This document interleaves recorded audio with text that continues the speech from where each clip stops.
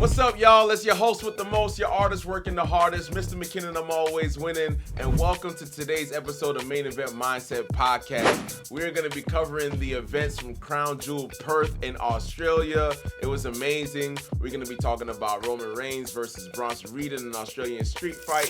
We're going to be talking about Tiffany Stratton versus Stephanie Fakir for the Women's Crown Jewel Championship. We're going to talk about the instant classic that was John Cena versus the phenomenal AJ Styles. We also going to talk about the main event, which was Cody Rhodes and Seth Rollins for the Men's Crown Jewel Championship. And then finally, Australia's own Rhea Ripley and Io Sky versus the Kabuki Warriors. All of that and more on today's episode of the Main Event Mindset Podcast. And by the way, nobody looks sexy when you're crying.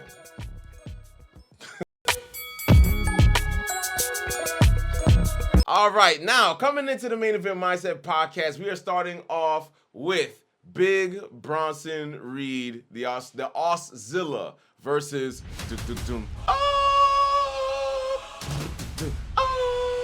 you know, the Tribal Chief versus the Tribal Thief. All of the things, man, we out here. So this match kicked off the night.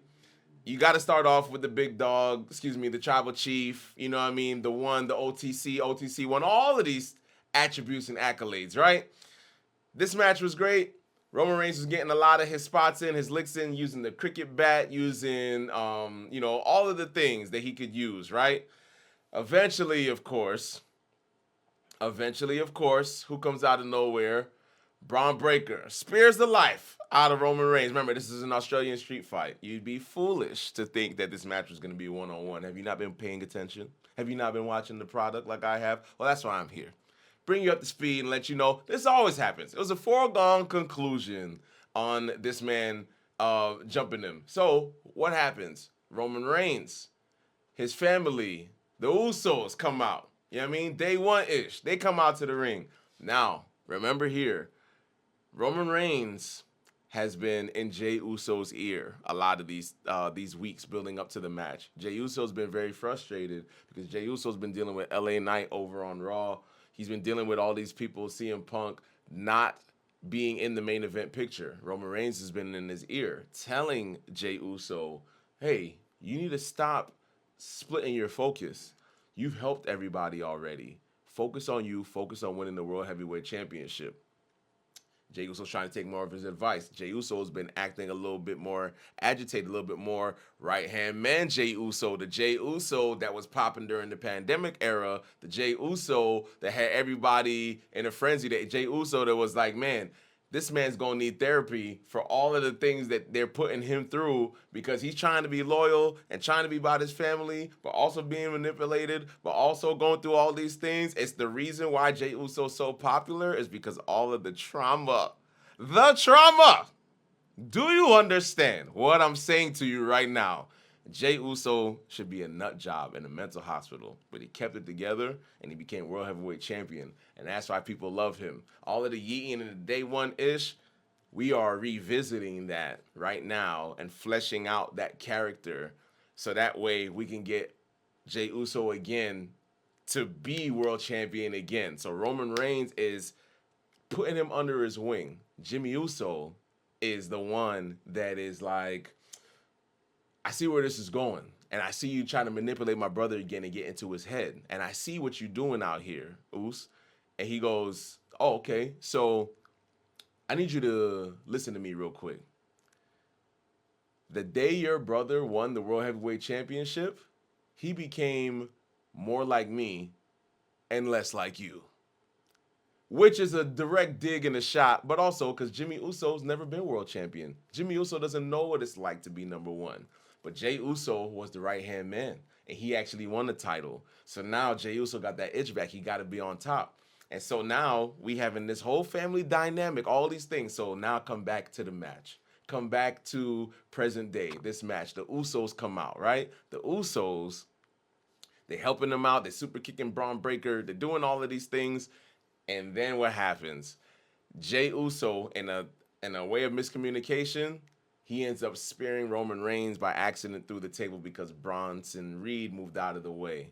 Then After Jey Uso gets speared by Braun Breaker, taken out of the ring, Roman Reigns gets speared, hit with the tsunami. 1, 2, 3. Roman Reigns loses the match.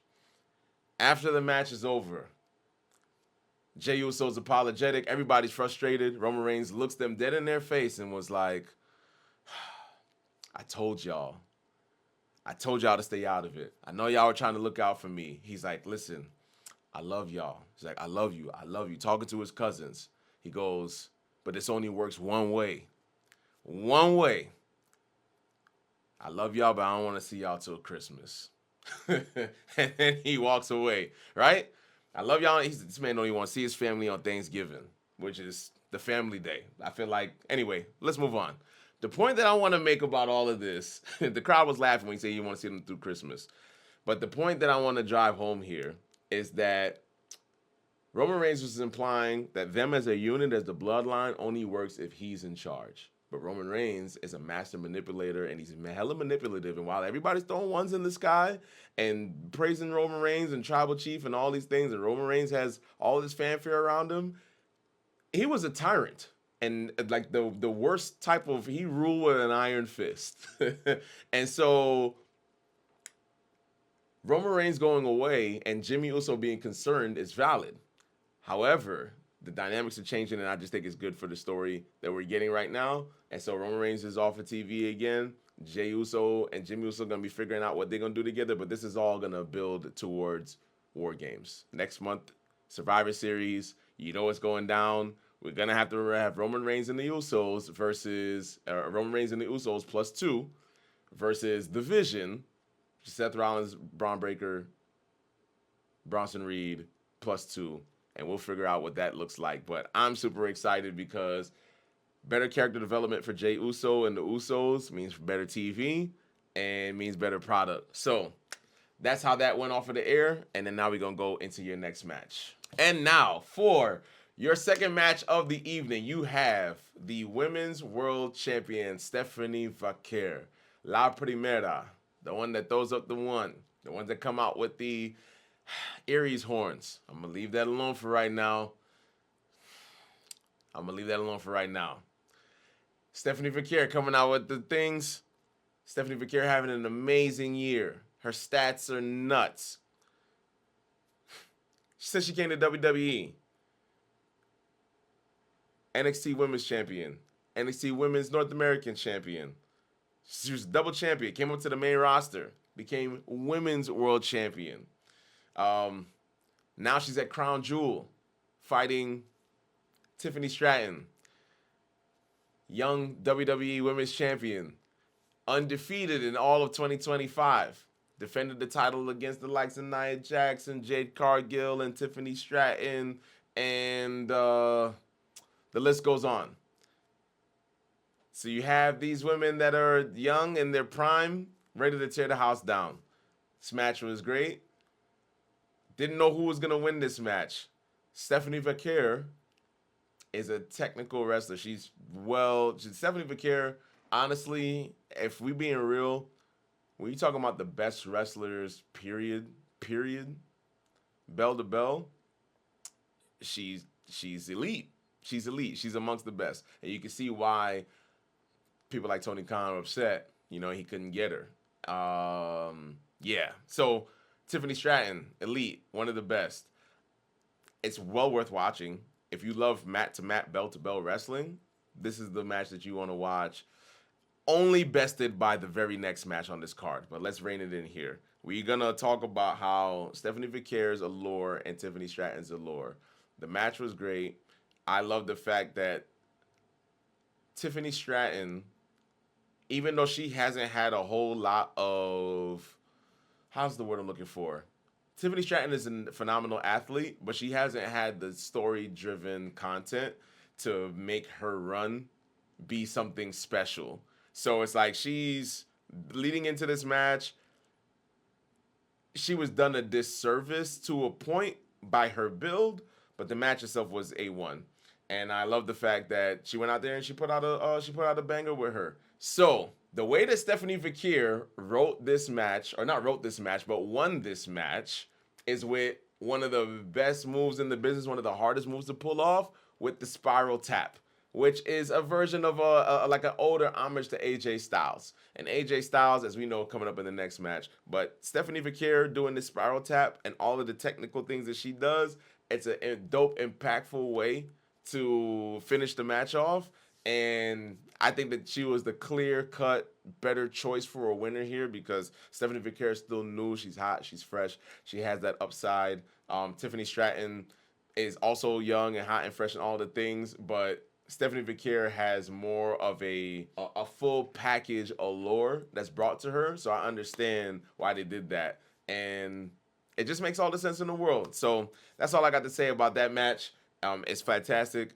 It's I won't call it a classic, but if you like mat wrestling and you like watching the best, do that here.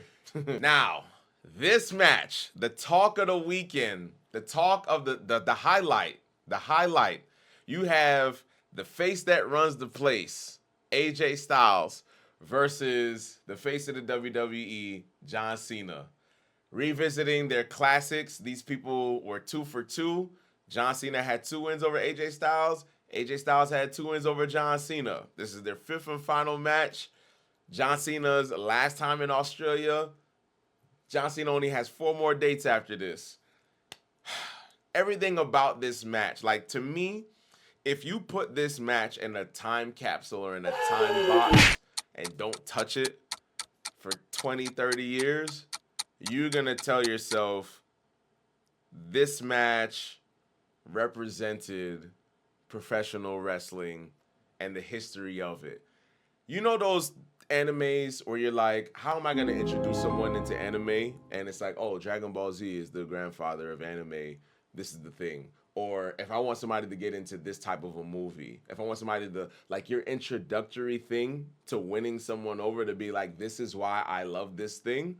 That's what this John Cena versus AJ Styles match was. This match, if you put it in a time box, showed you the love and appreciation for professional wrestling. And I smiled the entire time. I can't tell you the last time I smiled the entire time watching a match. Just, you know that Daniel Cormier meme where he's looking at this and he just smiled at his phone being that old man in bed? That was me. That was me. On my side, just like, just tears of joy on the inside. And at the same time knowing AJ Styles' career is going to end in 2026. He made notice of this. So this match is the last time we're going to see them wrestle. It's just a lot of this just a whole lot of gravity to this. This is just the definition of wrestling, man. I don't want to put too much sauce on it, but I feel like I can't put enough sauce on this match. If we're being real, I can't put enough sauce on this match. Because we know WWE, for all its criticisms and all of the wrestling purists, they say the best wrestling is in AEW. Or there's so many different wrestling matches that you have on the independents. There's so much classic content. Like there's so much to watch. But when you see the display, when you see wrestling at its highest level, done by the highest performers with all of the lights on, for me, those like there's a reason why those matches stand the test of time and what history talks about, because the most attention was on it, and it delivered excellently.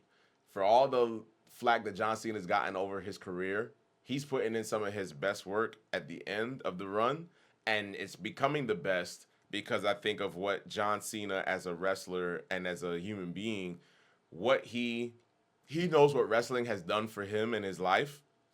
And by him showing homage, by doing all of the moves to all of the wrestlers that came before him and that he's worked with, it was just like a love letter to wrestling. This match was a love letter to wrestling. And I love everything about it. But in this match, man, it started off slow. And I was a little bit worried because it had a lot to live up to. We seen John Cena pay his homage with the U.S. Open Challenge with Sami Zayn.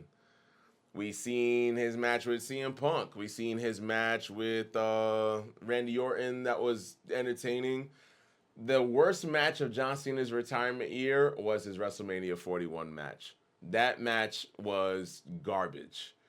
Everything that Cena has been doing since then, match wise, has been washing the stink off of that. His SummerSlam match was great with with Cody Rhodes, washed all the stink off of it. The match with, again, Randy Orton, CM Punk, now with AJ Styles. This man did a skull crushing finale in this match. This man did the Walls of Jericho. Here's why that's dope. Because there's all these rumors and speculation about Chris Jericho possibly leaving AEW. So it's a little like wink and a nod there, right? Then you had him doing Randy Orton's Spike DDT. Then you had him going into doing doing the whole setup, just the boom, boom, boom, doing that, setting up the RKO, right? Wasn't a great looking RKO, but it's John Cena. This man walks like he's been wrestling for 80 years, but it's not his fault. You know what I mean? It's because of matches like this. So that man walks like that. So he gets a pass. You know what I mean? He gets a pass. So you got John Cena doing the RKO. Then, man, AJ Styles. This man tuning up the band, hitting sweet chin music. You can remember John Cena's classic match with Shawn Michaels at WrestleMania 23. And not even that, John Cena's match with Shawn Michaels on the Raw where he beat John Cena and got his lick back.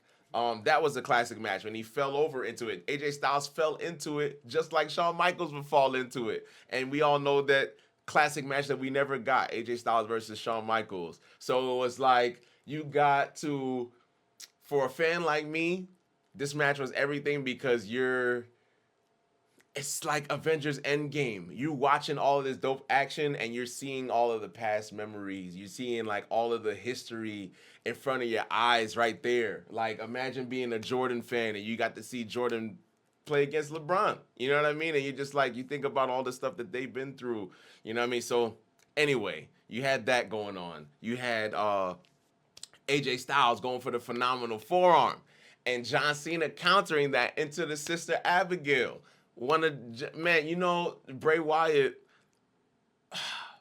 everybody knows how much Bray Wyatt meant to the wrestling community in that space. He was very much the, dark horror, twisted mind, the, creative stuff. He had the split personality with the Fiend, but everybody people hated John Cena for beating Bray Wyatt at WrestleMania 30, being like he didn't need it. And then so Bray Wyatt got his lick back as the Fiend with their cinematic match. I did this because of like the NWO Too Sweet when John Cena was transitioning through all of these things where he would refuse to become a heel at this time. So all these different characters, right? You had him transitioning into the Sister Abigail.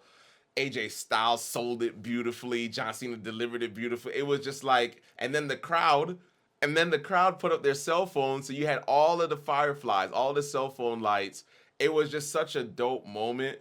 And then you had John Cena, like it was an emotional moment. He worked with this man and he's looking at everybody do the things. He's like nodding, like it shows you how much as fans, how much of a treat it was just allowing us to remember all of the greats that we have. The reason why Eddie Guerrero is so revered now is because so many people kept his name alive too. And John Cena brought Bray Wyatt back to life for a moment in this time for the fans to share in their appreciation for his life's work. And it's just so dope, man. When we talk about wrestling fans, when we talk about these things, man, this is why. You know what I mean? It's the payoff it's the reward for being loyal to keeping up with everything. The way sports fans, basketball fans, football fans are passionate about it, you have that attachment to the people. Our heroes, unfortunately, a lot of them die young. And so when we get to experience things like this, it's like you know what I mean? We get all these Hollywood remakes when it's like the part 2, part 3 of whatever. It allows us to go back and watch the original. So it was just a dope thing, man. I loved everything about that segment. him hitting that Bray Wyatt coming back to life, John Cena embodying Bray Wyatt, hitting him with the Sister Abigail, and that was one of the dopest things in the match. The crowd lighting up everything, and John Cena, the way he finished this match off, just masterful with the homage. John Cena did a choke slam earlier. He did the sit up too, the homage to the Undertaker. That was super dope. And then he did the jumping tombstone. How Undertaker ended Shawn Michaels' career, because we got tombstones, but a jumping tombstone, you're not supposed to kick out from that. And so John Cena did the jumping tombstone and then into the AA, finished the match. Like this match, there's nothing I can say to justify all of the feels. When we want to watch things in real time, it's why we watch sports and athletics in real time. When you're watching a boxing match, when you go back and watch it, it doesn't. If you didn't watch it in real time, it doesn't feel exactly the same. But this match, I can guarantee you, if you're a young fan, if you're an old fan, you watch this match and it does everything for you to make you a fan of wrestling. I am convinced. I'll say this shout out to my boy Eddie Figure. He said this, and I believe this. I'm convinced if you don't like that match, you don't like wrestling. It just is what it is. I can't say enough about it, man. This match was a classic. And what also made it dope, too, because talking about John Cena has a special intro right now where, that Alicia Taylor does all the time. Shout out to Alicia Taylor, the head ring announcer at WWE. Alicia Taylor does her spiel, right, for John Cena. Here to grace your presence one final time. The Never Seen 17. All of these things, right? John Cena and AJ Styles didn't know this. John Cena hand wrote something, and he wrote a special introduction for AJ Styles, which was also a nice touch. Again, John Cena being very intentional about pro wrestling. He goes, the face of total nonstop action. Of course, WWE has their relationship with TNA right now. Then he goes, the undisputed, he said all these things, and then the undisputed boss of the Bullet Club.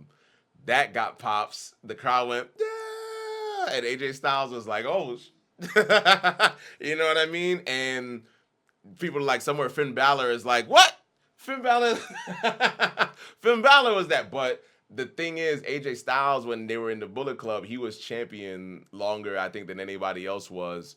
Even though Finn Balor was the de facto leader and had all those things, AJ Styles was champion during that stuff. So again, when we talk about the history of pro wrestling, it's spanning against multiple companies. You're talking about TNA, New Japan, WWE, John Cena shouting out or doing tributes to people that work in AEW, or I don't think he shot at anybody that's in AAA or MCLL or CMLL or anything like that. But either way, it just encompassed everything. It was perfect, and it was just everything, man.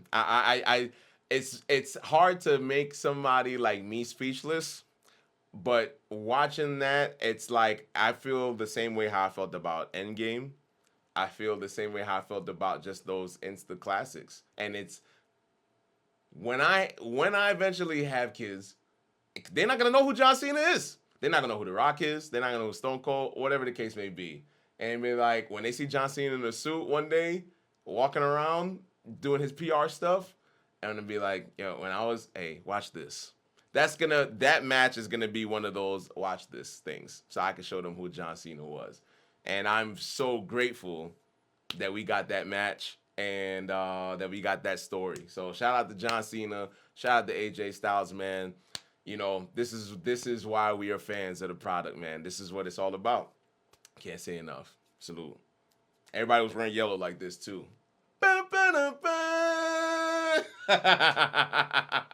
Next on Crown Jewel Perth, we have the Kabuki Warriors, Asuka and Kairi Sane versus Io Sky and Rhea Ripley. How we got here? Asuka became hella toxic. Let's do this. So Rhea Ripley and Io Sky have a history, and they have a mutual respect for each other. Rhea Ripley has never beaten Io Sky in a one-on-one match. So all of those things built up to this. They developed a mutual love and respect and friendship for each other.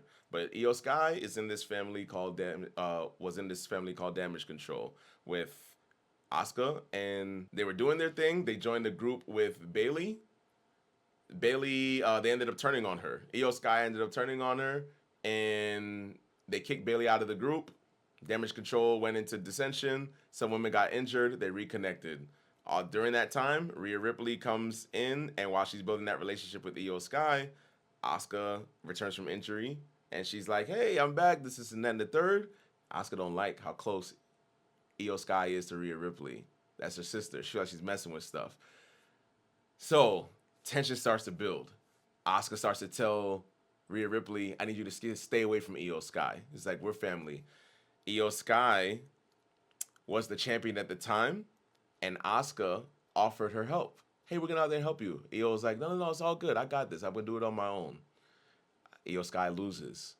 Asuka was like, "Okay, so you lost last time. Now we're going to help you. You're rejecting my help a second time. No, you're not. We're going to help you." Asuka was being a bully. Like, "No, we're doing this way." Io's trying to be on the up and up. Asuka was like, "Nah." Asuka has been treating Kairi Sane like a very submissive, like terrorized individual. You know when someone's being abused? You know, I shouldn't joke. I'm not joking about this because domestic violence is very real. Matter of fact, and it's October. Happy Domestic Violence Awareness Month. It's Breast Cancer Awareness Month, but it's also Domestic Violence Awareness Month, and that's serious stuff. So while I was going to make a joke in this moment, I think it's better to highlight the fact that there shouldn't be a place for domestic violence. And I just want to say that. It just felt important to get that out here. Now, bringing it back, check out my song, "Ode to Black Women." You'll see why that's so important to me. Even though we're in the middle of a podcast episode, in an effort to have people get to know me a little bit more and a little bit more about why I do what I do. I'm also a poet and an artist. I have been for a very long time. And there's certain issues that mean more to me than others, and that's one of them. So I'm not even going to make that joke in this moment. When I'm in comedy mode again, I'm going to do that. But if you are being abused for real, go get help. Go seek therapy and go get help. Do not suffer in silence. Now, Asuka has been treating Kairi Sane very poorly. But Asuka's delivery and every time she is yelling for Kairi Sane is hilarious. Every time Io Sky is being so timid and like, "It's okay, we can work it out," or whatever, Asuka goes, "Kairi!"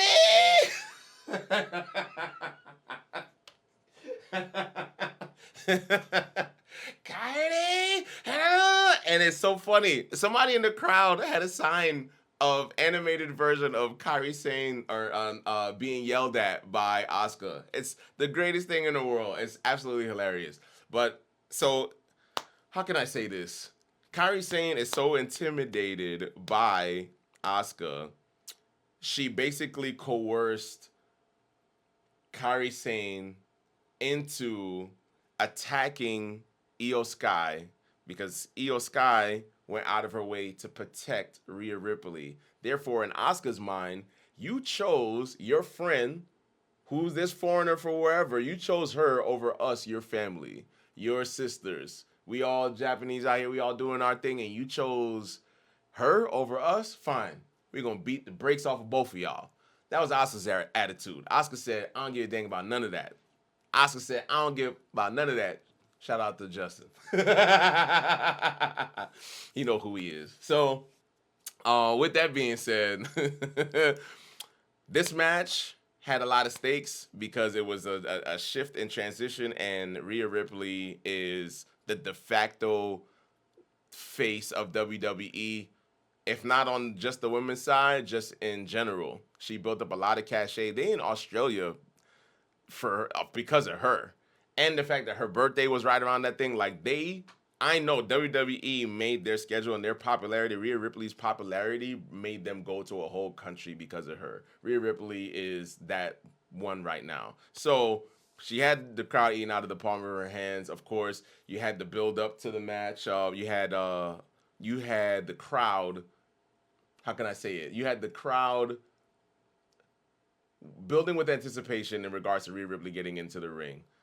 The match itself was fine. It was great. Asuka's amazing. They were keeping Rhea Ripley at bay for a long time intentionally because they wanted, not because they wanted you to wait also, but because, there's just more history between the three of them. And I think that eventually we're going to get a Io versus Asuka one-on-one match because we haven't got that. We've gotten Io versus Kairi, but Io and Asuka is a thing. And there's been people that have been telling me like they don't get why Asuka's such a big deal. And I think that because Io's super popular right now, we're going to build to an Asuka and Io match that's going to remind younger fans why Asuka is as good as she is and why she's as respected as she's respected. This woman was undefeated in NXT the entire time and retired the NXT championship undefeated. And it was only beaten when she got to WrestleMania 34 by Charlotte Flair, which was arguably a horrible decision at the time. So just to go to show you, Asuka is a G. Just want to set that clear. So we all know what was going to happen. There was no way that Rhea Ripley was going to Australia and she was losing this match. They did wonderful work here. Rhea Ripley hit the Riptide, 1, 2, 3. She got the win. We're going to transition with the damage control stuff. It's still entertaining parts of Monday Night Raw that I definitely think that you all as the audience should continue to watch. And then we just go from there. So, now, we have your main event of the evening, which is the Crown Jewel Championship. Seth Rollins, the Visionary, versus Cody Rhodes, the American Nightmare WWE Champion. Seth Rollins, World Heavyweight Champion. Seth Rollins has never beaten Cody Rhodes in a one-on-one match. They've been telling this story about, building this thing up. What happens if Seth Rollins loses? What happens if, it's for Seth Rollins' vision for the future of the industry, of world wrestling entertainment. He's trying to lead everybody into the future. He thinks he's the only one for the job. He thinks that really he's just basically filling in Roman Reigns' spot. He's like, Roman Reigns is not the one that should be ruling with an iron fist.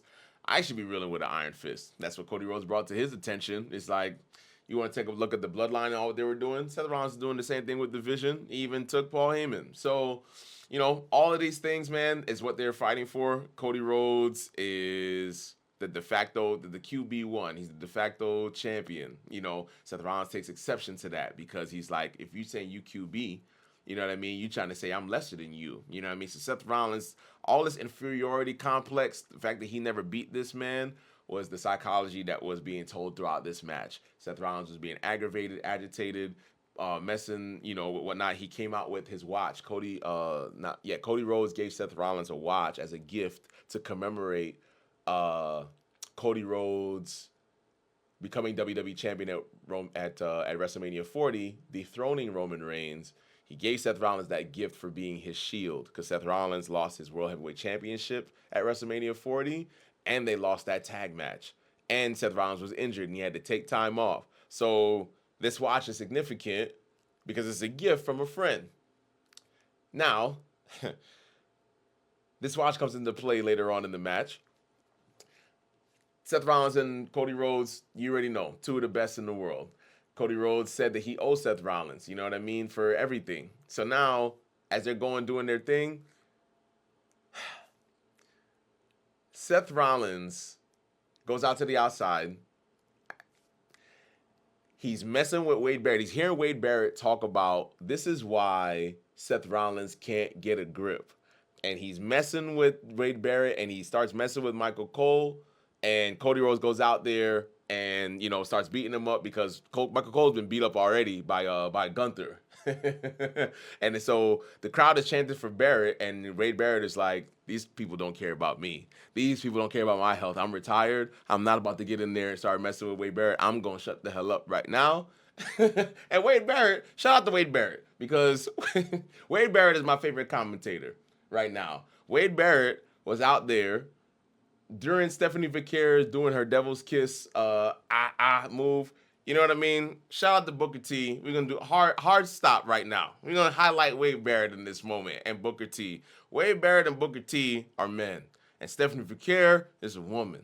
And everybody on TV knows what Stephanie Vickers looked like and what she's shaped like. And Stephanie Vickers be doing this move called the Devil's Kiss, where she puts your head in between her legs, and then she start doing these knee drops, and the camera and Booker T and everybody be going ah ah ah ah ah, and even the crowd start going ah ah ah ah, and Wade Barrett said something that got himself in trouble, and he was like, "I ain't talking about that move no more."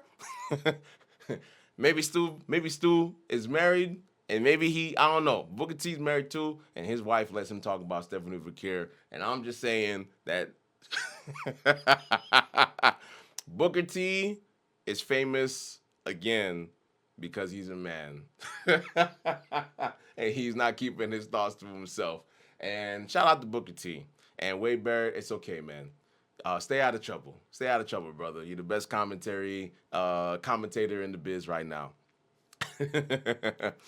But Wade Barrett said he's going to stay out of this match and he's going to stay out of trouble, and I don't blame him. This match saw curb stomps. It saw your pedigrees. I love a spot in this match where Cody Rhodes went for the disaster kick and Seth Rollins countered it into I guess you could call it like a Tejana bomb, like Raquel Rodriguez does. You had something I had never seen before. Oh, you had Cody Rhodes missing his Cody cutter from the top rope, landed right on his back. These people are, again, they're tougher than I am. You had something I never seen before, which I was trying to figure out for the longest what he was going for. Cody Rhodes doing a super crossroads off the top rope. Let me stop here and say this. I need to say this for real. I think the crossroads is a good finishing move. A lot of people don't like it. But Cody Rhodes has a habit now of doing 3 crossroads to pin someone with. Then he's doing a super crossroads here tonight, and Seth Rollins kicked out of it. I don't like how devalued Cody Rhodes is making his own finishing move. I'm just going to say it. You're number 1. He has so many other moves that are so amazing. That top rope Cody cutter should be a finish. This the super Cody cutter should be a finish. Not this Cody cutter. The super crossroads should be a finish. There's so many things that he does. But the crossroads, it's like on its own, it's too weak to get a pin now. I don't like it. I don't like it, man. Cody Rhodes, this is why he steals moves. You know, he said this, right? He goes, he has a rule. He said on this podcast. He goes, if I've wrestled you 3 or more times, I can do your moves now. And it's not a rule, but he does it. So he does all this dope stuff, and it's making his finish look like trash. Cody Rhodes, do better. Love you, but do better, please. So that wasn't the finish. When Seth Rollins went to the outside and he took the watch that Cody Rhodes gave him as a gift, he put it in the corner, and eventually he took the watch, made it away to where he had a distraction behind the referee where they couldn't see him, hits Cody Rhodes in the face, then puts him down with a curb stomp, and then Seth Rollins does a super curb stomp, finally exercises his demon of beating Cody Rhodes for the first time in his career, becoming men's Crown Jewel champion, ending the match and getting that monkey off his back. Now, of course, all of this has to lead into Seth Rollins and the Vision looking strong because we got to get to War Games. That's the next stop. So, again, this pay-per-view was fantastic, and I feel like it puts itself in another category. John Cena and AJ Styles put this match in a category, put this pay-per-view in a category on its own, and it's going to be one of those revisited matches for a long time to come. And so with that being said, Monday Night Raw already aired today in Perth, Australia at 8 a.m. I still got to go watch that. I'm going to tell y'all where to follow me. You're going to find me on TikTok at Main Event Mindset. You're going to find me on Instagram at Main Event Mindset Podcast. You're going to find me on YouTube at Main Event Mindset. You are going to see, you're going to find me on all places where podcasts are streamed. Shout out to Yotnar Media. Shout out to Kraken Law Group, who this video is sponsored by. And make sure you follow me, man. If you want to keep up with all of my content and then the in-betweens, in between podcast episodes, follow me on my social medias. Follow me on those platforms. The links are below. I know my man's out here is going to do his thing, man. Shout out to you. So until next time, man. Nobody looks sexy crying. Mental health is important. Shout out to my boy, comedian Preacher Lawson, who got the shirt. Keep doing your thing out there, man. Be well, stay safe. Like my man Solomonster says, be well, stay safe. And I'm going to add, hey, God bless. I love you. Until next time, keep that main event mindset. Keep being great. We out here.